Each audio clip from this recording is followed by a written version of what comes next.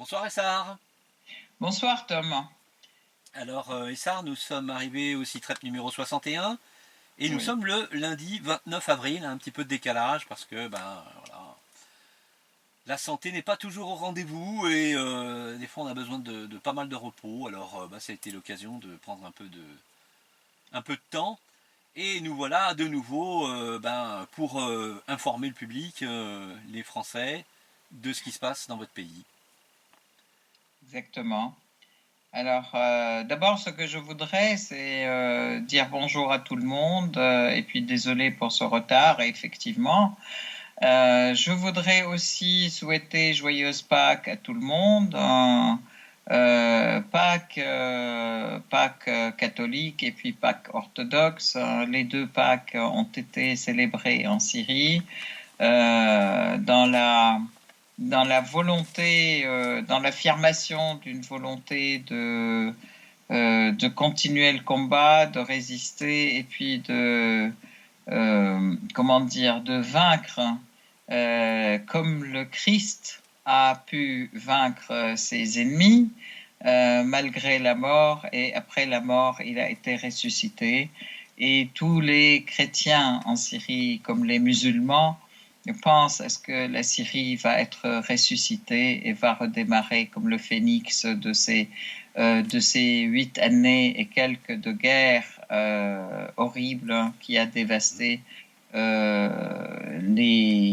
non seulement le pays, mais qui a aussi dévasté les êtres et les maisons, etc. Mais les Syriens sont très confiants dans l'avenir.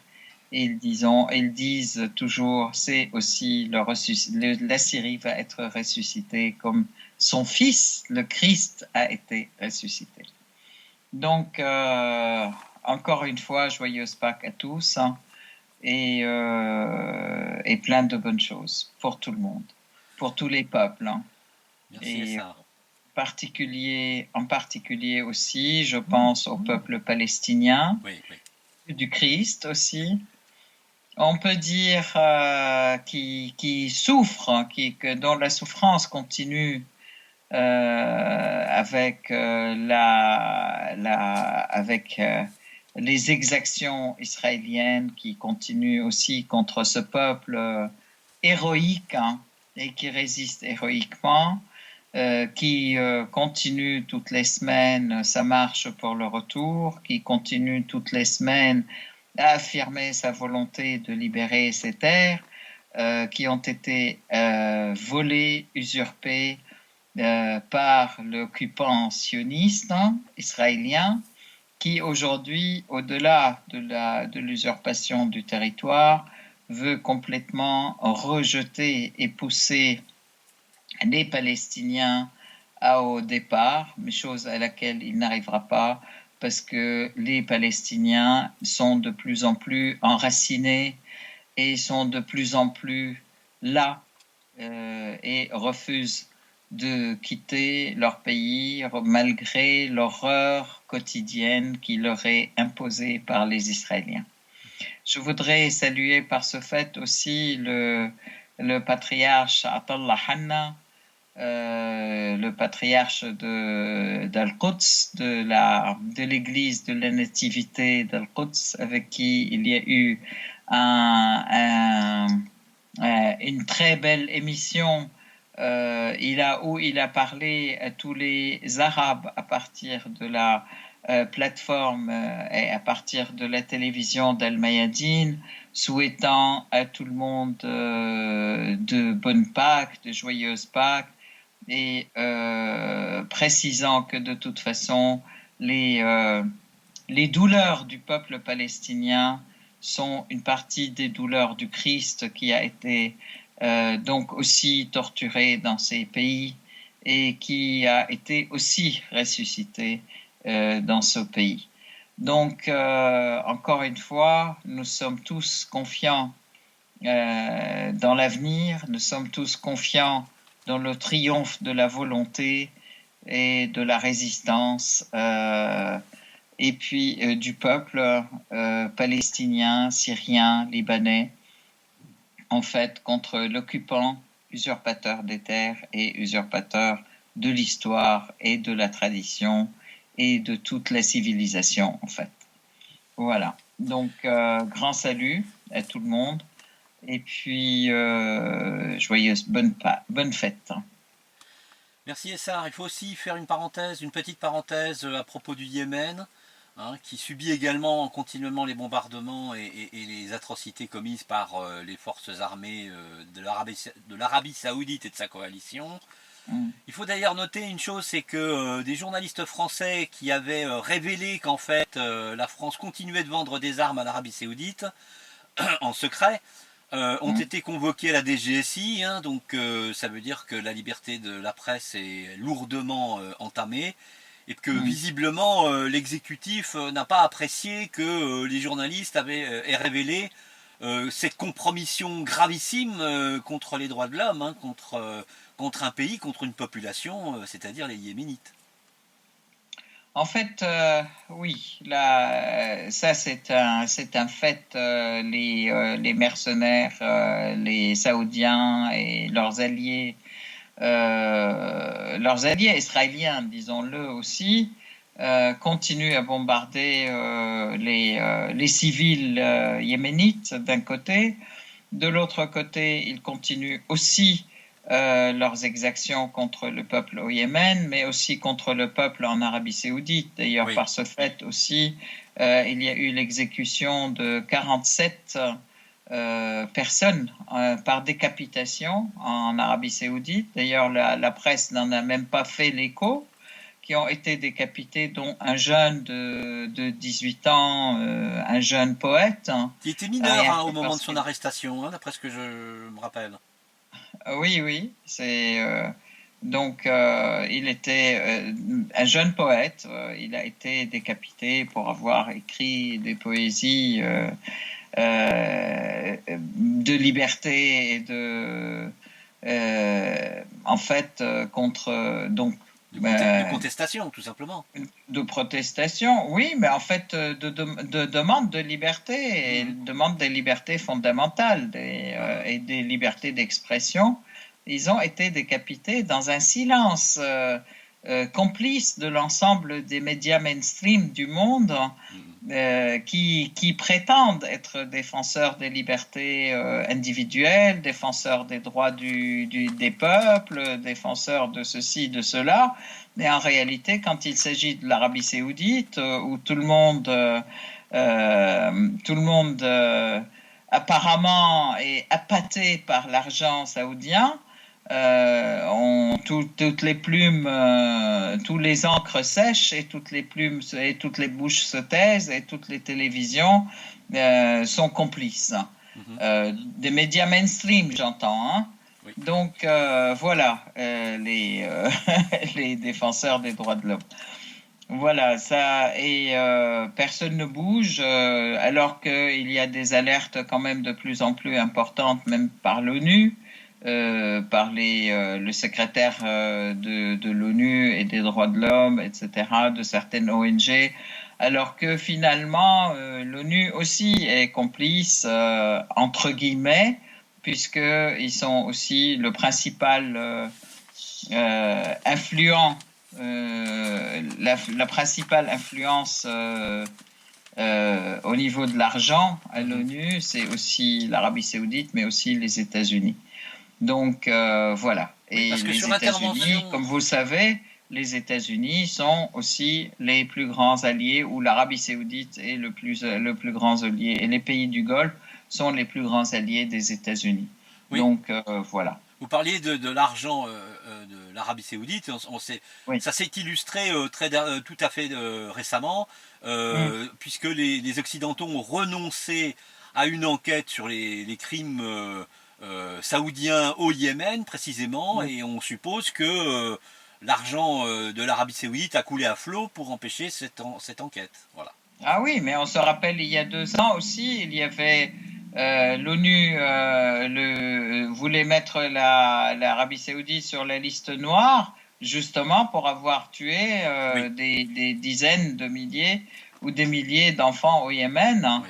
Et d'avoir aussi tiré sur les salles de fête, sur les salles de mariage, sur les salles de condoléances, etc., au Yémen. Et ça a été retiré, en fait. Cette liste, l'Arabie Saoudite a été retirée de la liste noire, moyennant paiement, c'est clair aussi. Hein, ouais. donc, moyennant paiement d'un côté ou moyennant menace de non-paiement d'un autre côté. Donc, c'est complètement déplorable de savoir que les droits de l'homme sont sujets aux négociations, argent et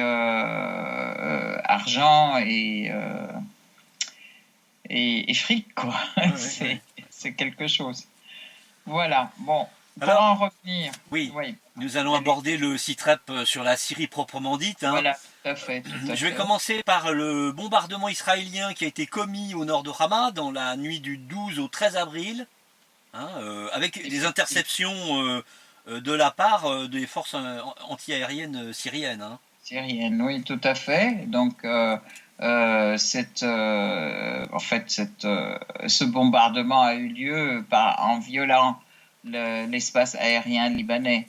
En fait, et ça, c'est aussi une violation, mais en fait, la totalité, la grande majorité, je dirais, des missiles ont été interceptés et déviés de leur objectif. Et il n'y a pas eu de...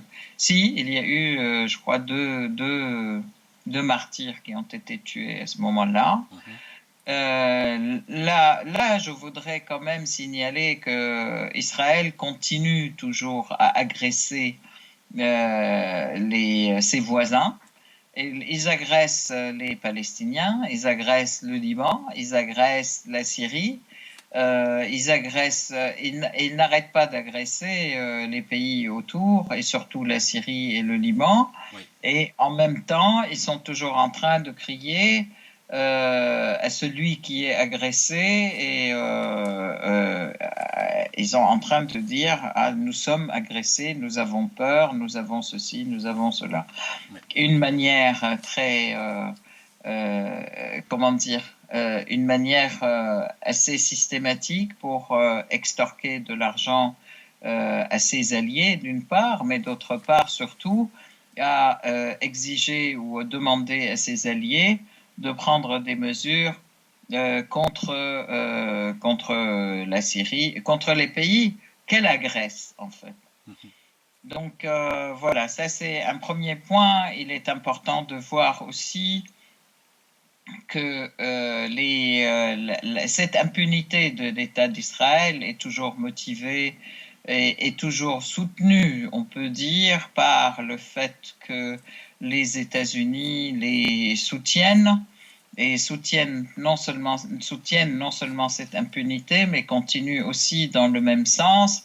Par exemple, dans la déclaration, le fait que les pays...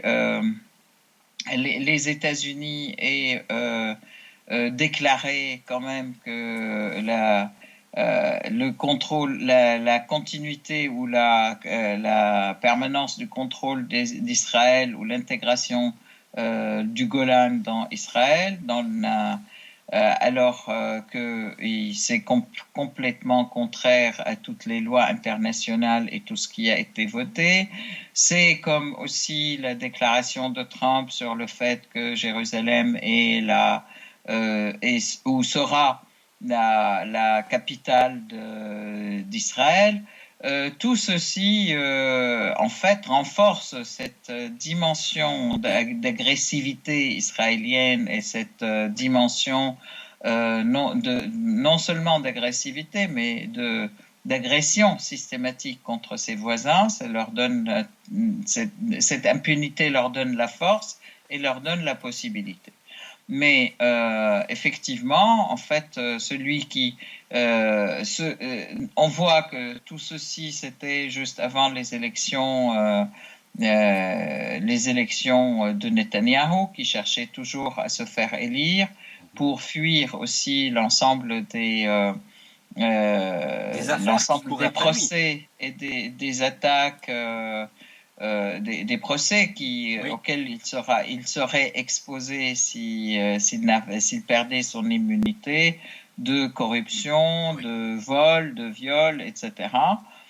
Ça d'une part, donc c'est pour une raison interne israélienne, ils sont en train d'agresser la Syrie, le Liban, parce qu'ils voulaient quelque chose euh, pour, euh, pour remonter son image après la grande défaite que le projet ou le plan, en fait, de après la destruction de mise la en Syrie. échec du plan de destruction de la Syrie et son plan de coopération avec les terroristes de Nosra dans le sud de la Syrie et partout d'ailleurs, parce que on voit bien que Israël était complètement intégré dans cette guerre, mais bien qu'on n'en parlait pas beaucoup, mais tout montre, hein, et jusqu'à aujourd'hui, toutes les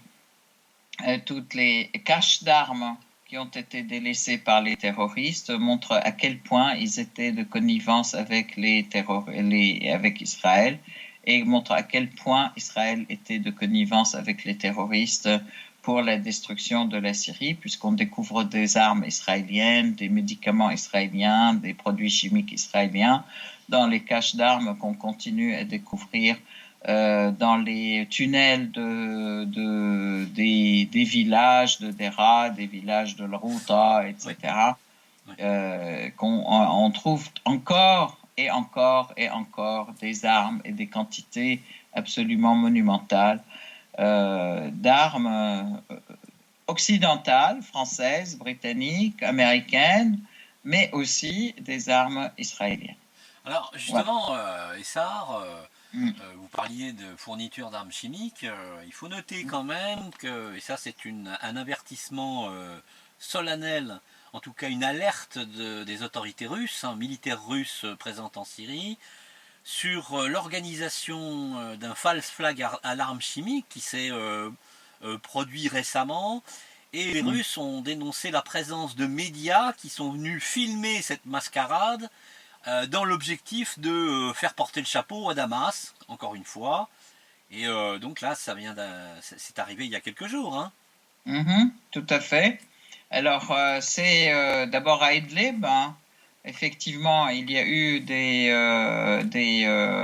armes chimiques qui ont été aussi fournies à Idlib. Des lance-missiles, des dizaines ou des milliers de lance-missiles qui sont arrivés à Idlib par la Turquie, des experts aussi qui apprenaient aux terroristes, des experts français qui apprenaient aux terroristes la création comment dire, De munitions chimiques. de munitions chimiques qui puissent être chargées dans les missiles et lancé, donc pour en accuser aussi l'État syrien, mais aussi dans la région de Deir Zor. Il y a eu la même chose, des dizaines de missiles aussi qui ont été fournis avec des armes chimiques, des produits chimiques pour fabriquer des munitions chimiques qui peuvent être lancées par les lance-missiles et par les missiles en fait. Ceci donc dans l'hôpital de Deir Zor.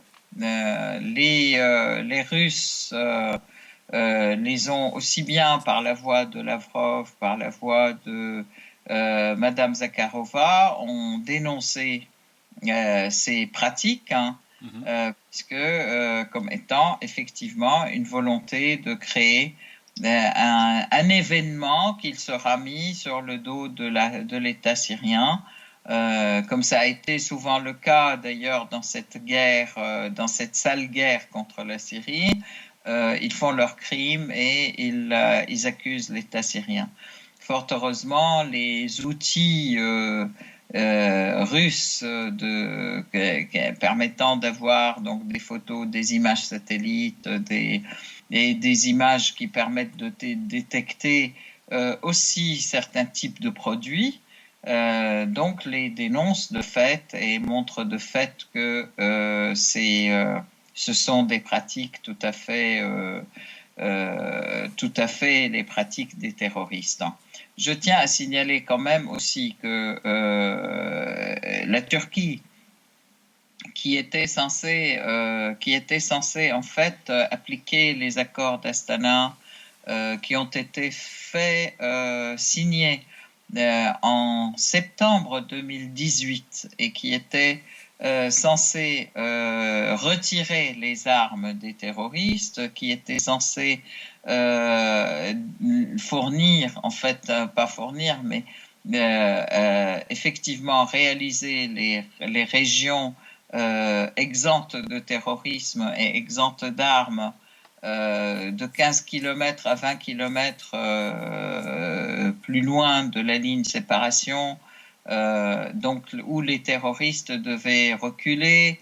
La Turquie devait les désarmer, d'abord les armes lourdes, puis les armes moyennes, et que la totalité de la région d'Idlib serait exempte de terrorisme à la fin de l'année 2018.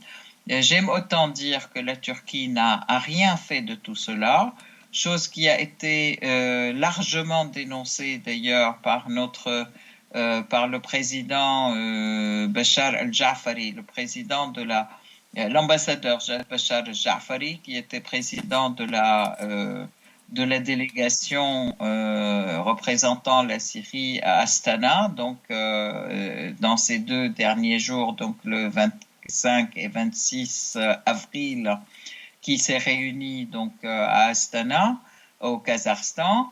Donc, il a bien dénoncé le fait qu'il y a, au lieu, non seulement la Turquie n'a pas réalisé ce à quoi elle s'était engagée à Idlib et dans la région d'Al Jazeera, mais non seulement elle n'a pas fait, mais en plus, elle a permis qu'il y ait d'autres munitions qui arrivent, d'autres armes qui arrivent, qu'il y ait 11 000 aussi encore mercenaires qui sont arrivés pour affluer les terroristes pour renforcer les les terroristes terroristes à Idlib. du gouvernorat d'Idlib, hein, c'est ça?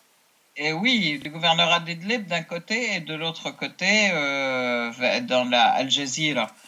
C'est en fait la partie qui est à l'est de l'Euphrate, Raqqa et Hasakeh, etc. Donc, en fait, mais surtout là, c'était dans le gouvernorat d'Idlib. Ils sont arrivés, 11 500 mercenaires. Alors que la Turquie devait effectivement désarmer tous ces terroristes et puis leur permettre de revenir, de rentrer chez eux, de retourner dans leur pays, en fait, hein, et dans leur pays respectif, puisqu'il s'agit effectivement de terroristes le parti du Turkestan, qui sont donc les Ouïghours, Des étrangers, c'est des étrangers, c'est des gens qui étrangers, qui n'ont aucune origine de tous les syrienne. pays. Il y a des Français, il y a des Anglais, il y a des Autrichiens, etc. Et dont personne ne veut d'ailleurs. En fait, ça c'est assez incroyable. Hein. Les pays qui envoient leurs terroristes, mais qui ne veulent pas les récupérer une fois défaits. Et Donc, surtout, Essar, c'est des terroristes qui ouais. continuent d'agresser l'armée syrienne sur le front, qui continuent d'attaquer les populations civiles, ce qui a fait que Vladimir Poutine a tapé très récemment du poing sur la table en disant qu'il y aura riposte. C'est-à-dire que les Russes ont déjà bombardé les secteurs d'où venaient les tirs qui ont agressé les populations civiles, hein, mais promet d'intensifier ces ripostes en cas de poursuite. Hein. Absolument. Absolument. En fait, ces terroristes n'arrêtaient pas d'agresser. Alors, à la fois les villages du nord et du nord-est de Hama, les villages il y a même 2 jours, il y a des obus qui sont tombés sur l'Ataquié, sur les villages à l'Ataquié, sur le village aussi du gouvernorat d'Alep, hein, à chaque fois faisant des dégâts importants des personnes qui sont tuées, des enfants, des maisons qui sont détruites, etc. Mais ce qui est absolument révoltant, surtout aussi dans les périodes où on dit on va vers une solution et que effectivement, il y a des pays qui sont garants de ces terroristes, comme la Turquie, et qui sont censés les contenir et puis les vider d'Idlib. Donc ça, c'est un point qui est très important. La population syrienne est complètement excédée de ces manquements et l'armée arabe syrienne riposte effectivement en les bombardant dans leurs quartiers généraux, dans leurs bases et Mais en fait, tout ceci, c'était censé être la tâche de la Turquie et qui s'était engagée à la faire donc lors de cet accord de Sochi et qui était avant donc le Astana 12 actuellement et pour lequel elle a obtenu délai après délai, etc. Donc là, il est important que ça se termine. Les voix s'élèvent aussi bien du côté de la Syrie, du côté de la Russie, et du côté aussi de l'Iran, qui, donc, dans cette réunion d'Astana qui a eu lieu, affirme que la lutte principale est la lutte contre le terrorisme et qu'il est important de continuer cette lutte contre le terrorisme. Et il n'est pas question que la Turquie continue dans cette nonchalance, je dirais, et ce soutien aux terroristes, parce que ce n'est pas une nonchalance, puisqu'ils laissent passer quand même des armes et ils laissent passer encore des terroristes supplémentaires, mais en plus, ils exercent aussi eux-mêmes une pression sur la population, une sorte une occupation réelle de cette partie nord de la Syrie où ils procèdent par des exactions contre la population et par une turquisation. Ils exigent que la population parle la langue turque, que dans les écoles on enseigne les programmes turcs, que dans l'administration, au niveau de l'administration, ils ont hissé le drapeau turc. Donc c'est une véritable occupation de la partie nord d'Idlib qui est opérée par la Turquie en toute impunité et dans le sens tout complètement inverse de ce qu'elle a signé, de ce à quoi elle s'était engagée dans les accords d'Astana. Donc ça a été souligné par tous les intervenants, ajouté au fait que tous les intervenants à Astana ont été contre cette attitude de la Turquie et l'ont poussé à honorer ses engagements d'un côté, tout en affirmant aussi que le Golan est syrien, parce que le Trump qui a déclaré que de toute façon il est important que Israël devrait prendre en fait le Golan définitivement. Là, tout le monde a affirmé que le Golan est syrien, y compris la Turquie d'ailleurs. Ce qui est positif en soi, mais je pense que là, il est important qu'on puisse s'attendre, que l'on puisse voir les réalisations sur le terrain. Et je pense non seulement l'armée syrienne a commencé à tirer sur les bases des terroristes à Idlib, mais aussi l'armée russe a commencé aussi à tirer sur les bases terroristes à Idlib. Je tiens quand même à dénoncer le fait que la Turquie procède à arracher les oliviers et les récoltes de la population d'Afrin et qu'ils ont commencé aussi, ils sont en train de construire un mur de séparation, à l'image du mur de séparation israélien, autour de Afrin, entre Afrin et Alep.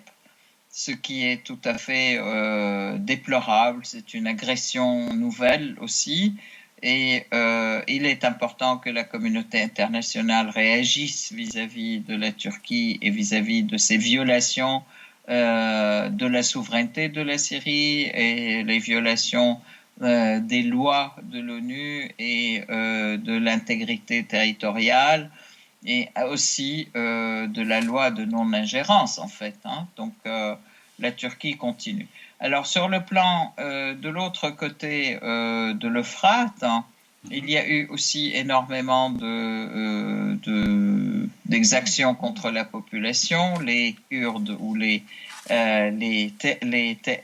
mercenaires soutenus par les Américains et les Français, donc qu'on appelle FDS, et qui sont, on dit que ce sont les Kurdes, alors que c'est une minorité de Kurdes en fait,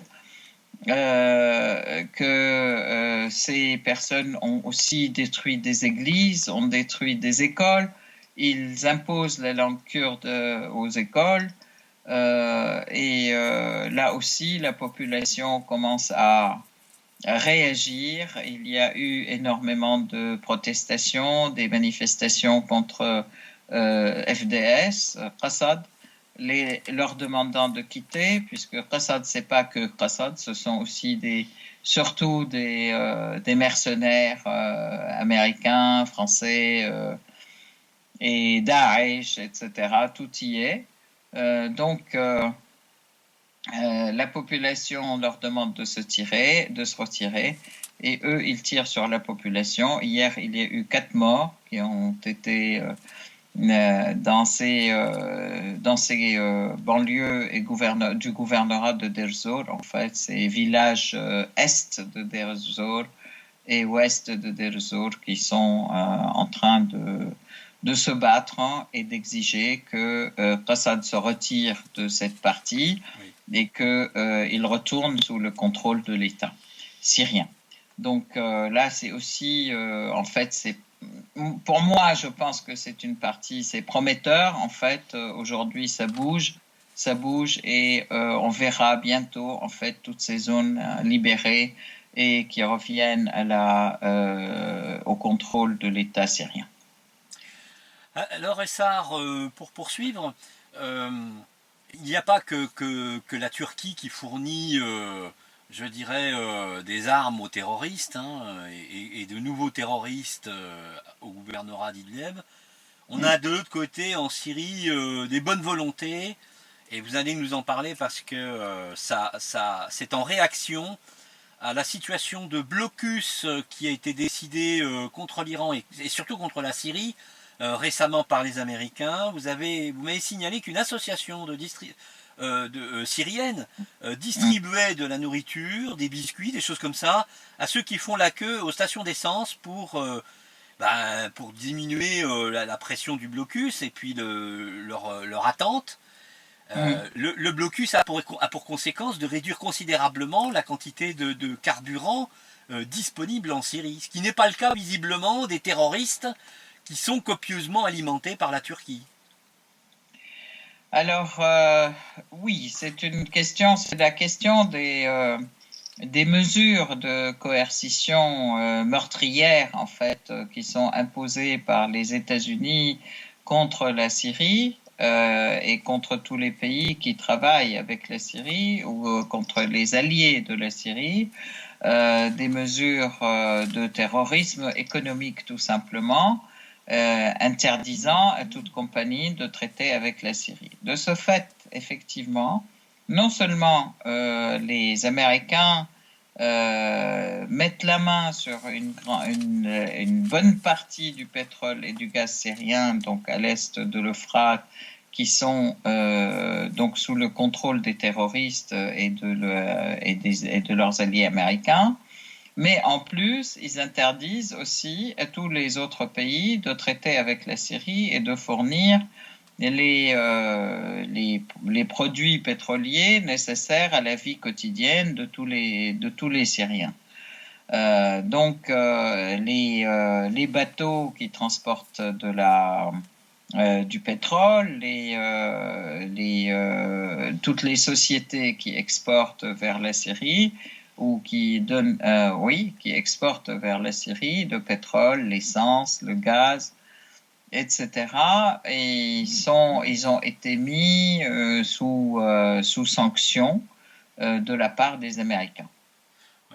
En fait, ce sont des sanctions complètement criminelles, unilatérales, qui n'ont absolument pas de base légale. Mais ils ont donc les bateaux qui ont été commandés ou qui venaient de l'Iran pour alimenter la Syrie ont été retenus au canal de Suez, en mer Rouge. Après, pour certains qui ont pu passer, ils ont été retenus aussi à Chypre. Pendant ce temps, il faisait un froid de canard en Syrie. Les gens manquent de tout, mais aussi d'essence, non seulement de combustible pour se chauffer et de gaz pour se faire à manger et pour se chauffer, mais aussi d'essence des voitures. Du coup, les queues s'allongeaient, des queues de kilomètres en fait, qui s'allongeaient devant les stations, les pompes à essence. Mais le peuple syrien garde toujours son moral et au-delà pas des rigolades, mais en fait de tourner en dérision, je pourrais dire, ces difficultés. Il y a eu des associations qui se sont formées justement pour s'entraider. Notamment une série d'associations qui s'appelle Nous avons le blocus, mais vous aurez la défaite, qui montre la détermination du peuple syrien à ne jamais se mettre à genoux et à continuer sa résistance, qui ont commencé à distribuer, qui distribuent à tous ceux qui font la queue donc aux stations d'essence, de l'alimentation et puis des repas gratuits pour les aider à tenir, puisque parfois on fait la queue pendant 6 heures, 12 heures, 24 heures pour avoir un peu d'essence. Donc ça montre, ça donne une idée quand même de la résistance du peuple syrien, de sa volonté à rester la tête haute et puis souverain surtout, souverain et maître de sa destinée. Donc ça, c'est quelque chose de très important. Je voudrais quand même aussi signaler dans cette transformation que vit le monde actuel, qui sont des transformations de ce monde monopolaire où les États-Unis régnaient en maître, en un monde multipolaire où il y a aussi, heureusement maintenant, d'autres grandes forces et d'autres grands pays qui non pas s'opposent aux États-Unis, mais en fait qui ont aussi leur place dans ce monde et qui n'acceptent pas du tout ces diktats américains à tous les peuples. Comme d'ailleurs ça a été aussi le cas au Venezuela, parce que c'est pas que la Syrie, mais c'est la Syrie, l'Ukraine, le Venezuela. Les Américains essayent d'imposer leur ordre partout, Cuba, voilà. Donc, et on a même d'ailleurs, excusez-moi de vous interrompre, Essar, on a même la fin prématurée de la dérogation américaine, enfin, c'est une décision unilatérale, mais bon, une décision américaine de déroger finalement à l'interdiction de fourniture de pétrole de l'Iran. Et il faut noter la présence de 2 groupes aéronavals américains en Méditerranée, et avec le risque que ces porte-avions, ou que l'un de ces porte-avions rejoigne celui qui est déjà sur place dans le Golfe Persique, qui d'ailleurs est surveillé par les drones iraniens, hein, comme on l'a vu récemment, et pourrait participer en fait à la mise en place du blocus à partir du 3 mai, du blocus contre les exportations de pétrole iranien. Tout à fait, tout à fait. En fait, il y a effectivement 2 gros navires qui mouillent déjà en Méditerranée Est, dont un porte-avions, mais c'est en fait la loi de la menace en fait américaine, qui veulent imposer ils veulent imposer leur diktat par la menace systématique et par la peur, hein, Ce qui a fait au réagir les pays. Russes, hein, d'ailleurs, Essar, parce que l'ambassadeur américain à Moscou, qui était sur place pour constater la présence de ces deux groupes aéronavals, il y avait deux porte-avions en l'occurrence, qui Tout a à fait fait. l'ambassadeur a déclaré que c'était en fait 200 000 tonnes de diplomatie américaine. Alors, c'était entre parenthèses la diplomatie de la canonnière, hein, évidemment. Tout à Et ça, fait. les Russes ont Tout très à très fait. mal pris, très mal reçu ce genre de remarques. Hein. Tout à fait. D'ailleurs, il est intéressant de voir que face à cela, comment les pays ont réagi. Il y a eu donc plusieurs réunions internationales, une réunion à Moscou en fait de la sécurité internationale, une réunion à Pékin de la route de la soie, et puis donc des différentes rencontres entre les différents chefs d'État, etc.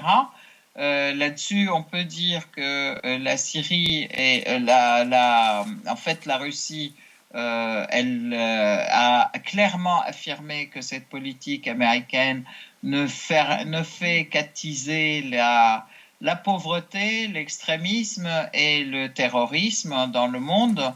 Donc, elle ne participe en rien à la stabilisation du monde et à la lutte contre le terrorisme et que de toute façon, il est important de continuer à avoir des relations d'échange et jamais interdire les échanges entre les pays. De la même manière, alors ça, il y a eu aussi la grande réunion de la route de la soie à Pékin, à laquelle la Syrie a été invitée. Donc, je peux dire que c'est une riposte ou c'est une réponse réelle à ces sanctions ou à ces blocus, sanctions entre guillemets en fait, parce que ce sont des sanctions unilatérales décidées par les Américains et puis imposées à tous les pays, mais aux autres pays, mais qui n'ont absolument qui ne bénéficient pas d'un vote de l'ONU, qui ne bénéficient pas Aucune base légale, quoi. Aucune base voilà, légale. complètement illégal. Et donc, de ce fait, la Chine a bien affirmé aussi que de toute façon, ses relations avec tout le monde, avec l'Iran, avec la Syrie, etc., sont des relations tout à fait égales et tout à fait dans le respect de la loi internationale. Donc, implicitement, ça veut dire qu'ils tiennent absolument pas compte de tous ces blabla américains. Que l'Inde, c'était pareil, et l'Iran, pareil, continue à traiter avec tous les pays, et la Syrie aussi. Donc, je peux dire en fait aussi que les pourparlers dans cette réunion de Pékin, la réunion route de la soie et ceinture de la soie, la Syrie constitue un centre névralgique important, puisque la Syrie a toujours été, il y a des milliers d'années aussi, partie prenante et rayonnante de cette route de la soie. Oui. La capitale Palmyre, c'était une capitale de cette route de la soie, Damas, Alep, etc.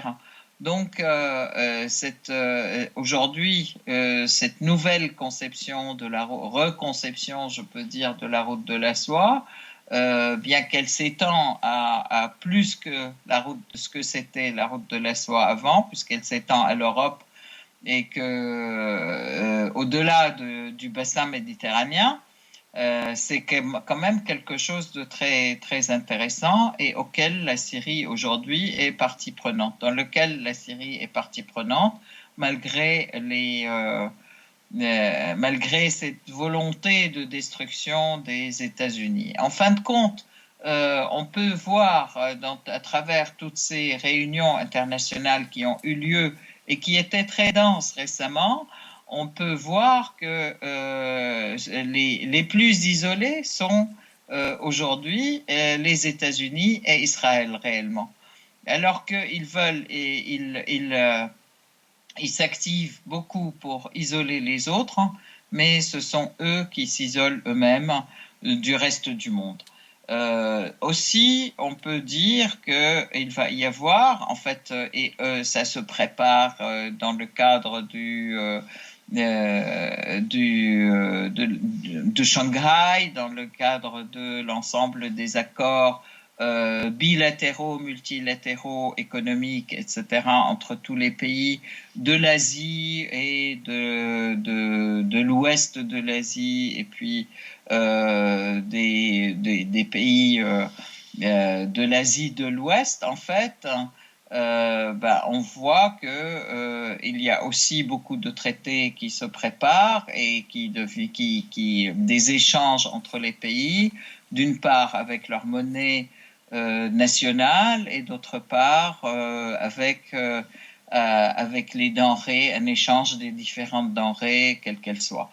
On voit bien que c'est un monde nouveau qui se construit, qui pointe du nez, qui est basé sur des relations d'échange, de respect, de la souveraineté des uns et des autres, qui est qui est un monde complètement différent de la pratique ancienne ou de la pratique ou du monde ancien que pratiquaient les États-Unis et les pays de l'OTAN, ou que pratiquent encore, ou cherchent à pratiquer encore les États-Unis et l'OTAN dans les relations de domination, de pillage et d'annexion des pays et puis d'oppression des peuples.